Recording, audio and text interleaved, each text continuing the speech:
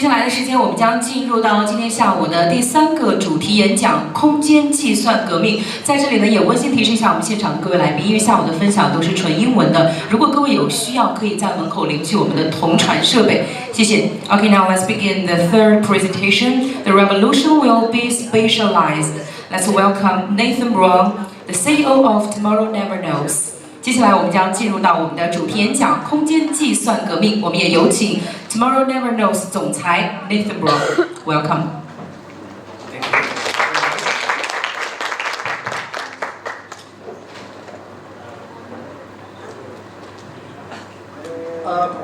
So this is me, early 80s, lying on the floor. A couple years after Star Wars came out, I, like many other children around the world, were completely obsessed with the film. I couldn't get enough of it. So this is me lying on the floor coloring a Star Wars poster.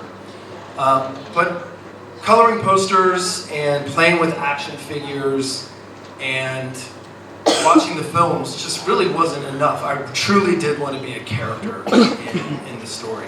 So, here I am. A couple years after that, dressed like Darth Vader. It's a little hard to see, but that's me. I'm assuming it was around Halloween, and there was a reason for me to be wearing a costume, but it's very well it could have been just a regular Tuesday afternoon. But I really wanted to be a character in this story. And so, this was 30 some odd years ago, we'll say. So jump cut to today. There's a lot of different examples of how we can start to live our favorite stories, and we can start to be a part of the cinematic universes that we love so much. And I'm going to show you a couple of examples of how Star Wars is doing that now. The first one is called Secrets of the Empire. This is a Void experience, which is a location-based virtual reality experience. It requires that you put on a backpack and you put on a headset, and you and a group of friends can go and have a Star Wars adventure together.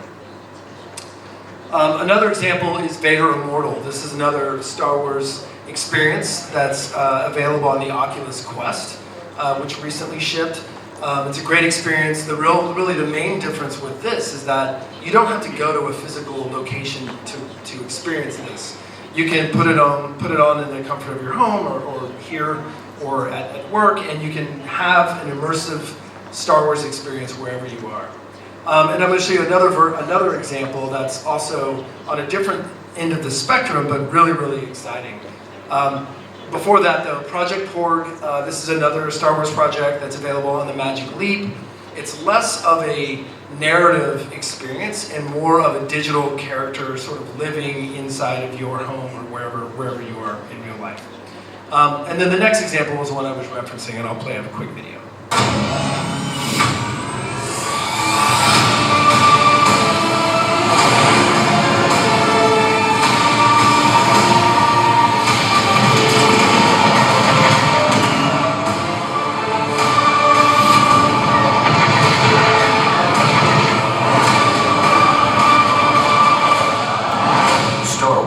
Galaxy's Edge, opening May 31st at Disneyland Resort and August 29th at Walt Disney World Resort.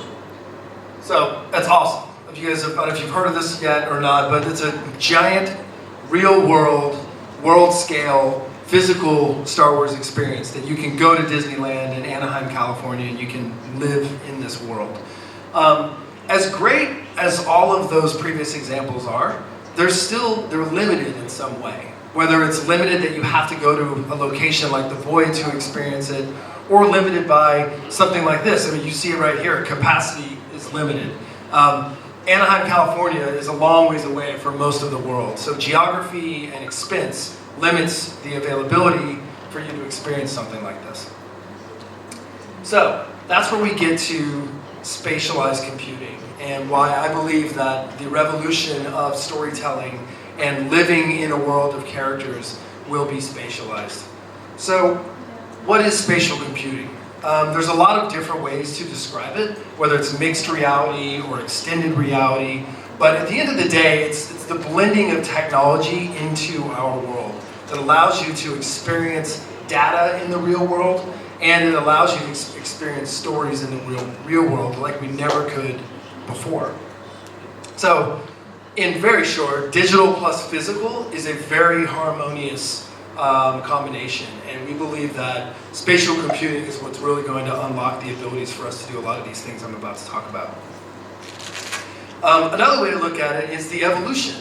You know, we're moving from staring at our phones for too many hours a day to putting your phone in your pocket and wearing a headset, and the headset has a lens that then allows you to blend the physical and the digital. And I think just in terms of a use case or a behavior, it seems like a really important step change in evolution, and that is where we're headed. And in terms of revolutions, there's a gentleman named Benedict Evans. He's a partner at a venture capital firm called Anderson Horowitz. He's made a lot of very, very smart investments. He's a very smart man. He was talking about the revolution of the iPhone moment. You know, we weren't aware pre-iPhone what we were really missing until this step change in technology happened, and then we can't imagine life before it and what it did to all the smartphones in the world in terms of advancing the innovation. He also went on to compare that to, you know, the French aristocrats didn't know they lived in pre-revolutionary France until the revolution actually happened. So they didn't know the revolution was there until it happened. And I think the metaphor for that is I believe that we are currently living in a pre-revolutionary period of spatial computing. And once it hits and once it deploys and matures, which isn't long from now, we're going to look back and we won't believe what life was like before it. So, spatial computing allows us to live stories instead of watching stories. And I think just like, you know, me as a kid dressed like Darth Vader, we're going to have an opportunity to really live in our favorite stories instead of being passive and just watching and consuming them. So we started a company called Tomorrow Never Knows to build the software and the experiences for spatial computing that will allow all of us as consumers to be characters in these stories.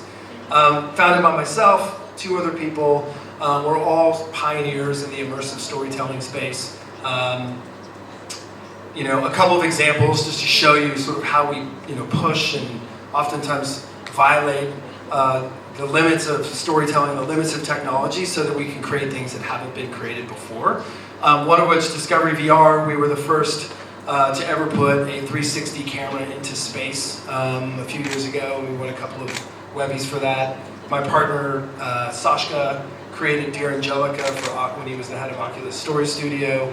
It really pushed narrative in virtual reality, and in order to create it and manifest the vision that he had for it, he and his team had to build a new tool that allowed you to animate in VR, and that tool is now being monetized by Facebook. It's called Quill. This example here, The Day the World Changed, it's a volumetric, room scale narrative experience. We had it at Sandbox last year, and it won the Grand Jury Prize last year. And then lastly, another example of how we're pushing technology is called Pilgrim. It's the world's first augmented reality podcast that we're doing in partnership with Bose and utilizing their Bose AR frames that they just released recently. And this will release sometime this summer. So all of that heavy-duty sort of R&D and work that we've been doing and sort of pushing the boundaries of technology has led to InWorld.ai, and this is the storytelling engine that we have created and are continuing to create that allows us to live these stories as I talked about. So it's a fully spatially adaptive software and storytelling engine, and I'll give that more meaning here in the following slides. There's a lot of technology out there that's making all of this possible. It's the hundreds of billions of dollars and even trillions of dollars that are being invested in things like artificial intelligence and machine learning, the Internet of Things and smart devices, natural language processing, which is going to be a really important way to interact with characters in story, the AR cloud, so the fact that there will be everything in the physical world will have a digital twin that lives in the cloud. XR devices across the board, whether it's AR or VR or mixed reality. And then of course 5G, which 5G is really going to enable massive amounts of data being transferred to you so that you can open up storytelling possibilities. and sort of take you from the boundaries of Wi-Fi so you can experience this stuff on the road. Now all of those inputs go in to the software engine that we've created in World.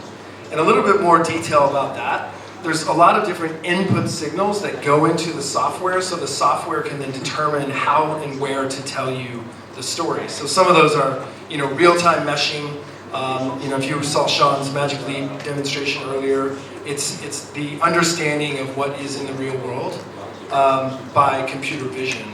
Same with cars and people and hand and face reconstruction, as well as full body. And then that goes into the software engine, and then we turn around and output different story beats depending on what's available to it.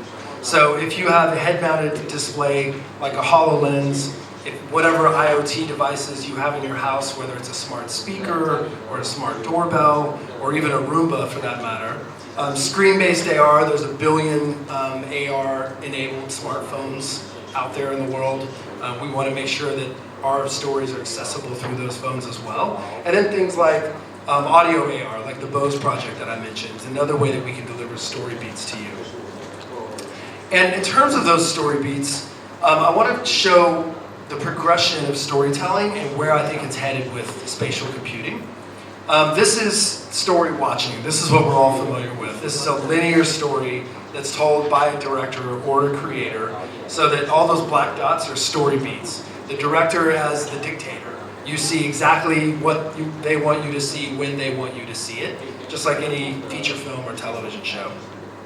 Then you move on to sort of real time with the perception of agency in the story. And this is more like a game engine story, right? So there's still a linear 3-act structure. There's a beginning, a middle, and end of the story. But when there's more story dots and ways to deliver those beats to you so that you have a perception of agency as you move through the story. So one user may go through this direction to find the beginning, middle, and end of the story, and a second user may go a different direction. But they're all going to get that same narrative experience. Now we move on to fully adaptive story living and what our story engine is going to be able to deliver. And now it opens up literally infinite amounts of story beats where we can deliver information and parts of the story to you to move you through the story from left to right. One user may go this direction, another user may go this direction, and a third may go a different direction. And as you have more devices, more different types of IoT available to it in different locations that you may be in, it truly is an infinite amount of story beats to get you through a narrative. And that's when things get really interesting, where you start to live the story.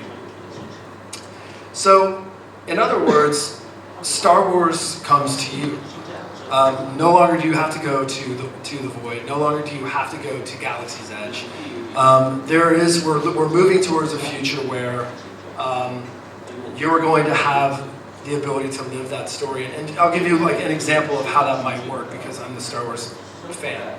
Let's imagine it's 2 years from now. We put on our spatial computing devices, we're wearing our glasses, and we're sitting in our house, and you pull out your phone and you start the in-world Star Wars experience. At that point, your smart doorbell rings. And you walk over to the door, and you've got your smart glasses on, and you open the door, and there's a digital Boba Fett standing at your doorstep. Boba Fett comes inside the house, sits on your couch, and at that point, your smart television turns on, and it pulls up a video story. And the video story is like a news story. And the news story says, the Empire has landed in Qingdao. And things start to get very dramatic, and things start to get really interesting, and all of a sudden all of your smart connected Hughes light bulbs start to turn red. And now you have truly immersion in this story where you have the Internet of Things, you have digital characters, and you have a narrative that's starting to play out to you. At which point Boba Fett beckons you to the front door, you open up the front door and walk out, and you see your friends or other people in your neighborhood, and they're actually playing the same game, playing the same story, and you realize at that point that this in-world Star Wars experience is truly world scale, and social and interactive. And I think that's not something we can do now, but that's something we're building towards as all of these technologies converge. And that's something we're spending all of our time and intelligence and capital to try and unlock and uncover. And that's something that once it happens, this little boy finally gets to fulfill his dream of living in a story like Star Wars, and we're really happy to help bring the spatialized future to you guys. So thank you very much. If there's any questions, we do have a little bit of time. Yes.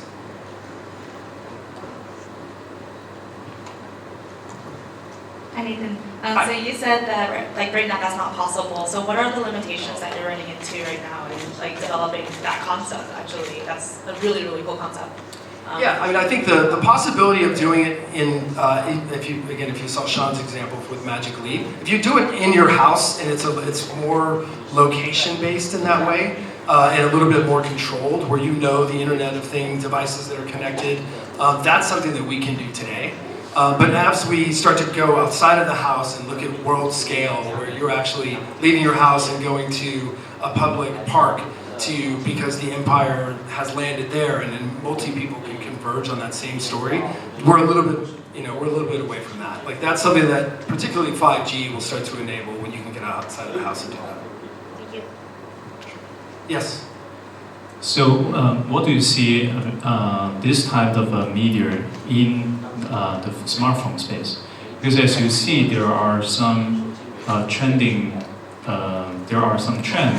For example, like the beauty cam on the smartphone, or some of the AR cameras, like you put dinosaurs in the scene, and something like the mixed reality videos of Beat Saber on YouTube, or the VTubers on the Japanese market. Some of that kind of mixing the reality and physical spaces in the smartphone. Do you see any opportunities or things to do on that space in the smartphone? Yeah, absolutely. I mean, I think the smartphone is something that we cannot overlook, and we must really utilize the fact that there's 1 billion of them now. There's predicted to be 2 billion of them within the next 2 years, AR-enabled smartphones. So we think that smartphones need to be a part of the story. So yes, you need to be wearing Spatialized, but anyone with a smartphone or a tablet can be a part of that experience as well. So we think that we're absolutely building for that future too. Yes. Excuse me, sir. I want to ask, how do you think about LBE VR entertainment? Because I think that just as you talked before in the storytelling, and you mentioned some IoT instruments or something that make people can really feel the extreme experience in their homes. But I think until now, the technology still need some time. So how do you think about the LBE and VR right now and the industry? Because I think they are right now the most profound experience and extreme VR experience, and you can create so many things like touch things or different things. Yeah, I personally think that LBE, like traditional as we think of it now, LBE VR, I think is a step to something else, and that something else is what I think we're building. In terms of, I think you sort of had an interesting part of that question too, which was, maybe it's like the maturity of internet IoT devices. And if you look at the story that I told you about Boba Fett coming to your front door, now the thing about artificial intelligence and how it exists in this story engine that we're building is that it's smart enough to know if you have an intelligent doorbell to ring the doorbell, so that it motivates you to go open the door. If you don't have a smart doorbell, you can receive a text that says go answer your door. And so the engine will be smart enough to understand what devices it has available to it, and it will adjust to those devices and tell you the story that way. But I think that there's still a limitation is space, because in a small space like in your home, your body movement is kind of limited, right? Yeah. So how do you think about it? Yeah, I mean, and again, it will. the thing about like Magic Leap, for example, is it knows the size of your space, and it will modify the story based on the space it has available to it. I do agree, if you're in a 5 foot by 5 foot room, it's going to really limit your ability to have a profound experience. Where if you go to a location-based experience, then it's going to be much bigger and much more profound. So, you know, in that way, I think, you know, perhaps there is a limitation with this if you don't have that much space to tell a story. Okay, thanks. Yeah, thank you. Yes. Hi, my question is simple. So what you describe is a whole vision, a whole experience. And if you were to take a guesstimate per se, so how far in the future will you see the vision coming to reality? Yeah, the good thing is it is iterative, so it's on a timeline, and I think there's kind of a crawl, walk, run evolution to it. Like I said, we are building it now, just a specific location experience that's controlled, but we are relying on the trillions of dollars that are going into the underlying technology. So, for instance, 5G. Very important part of what we're trying to do. As that gets deployed, China is certainly taking a leadership position in that, and I think that's great. I think it's going to motivate the rest of the world to move faster. But as those things start to deploy at scale, we'll see our software and our experiences scale as well. But you're probably looking at, you know, anywhere from 18 months to 3 years before, and as it starts to grow and as it starts to mature, so that you can see the experiences really kind of flourish along with it. Any other questions? All right, thank you very much. I appreciate it. Cheers. Thank you very much.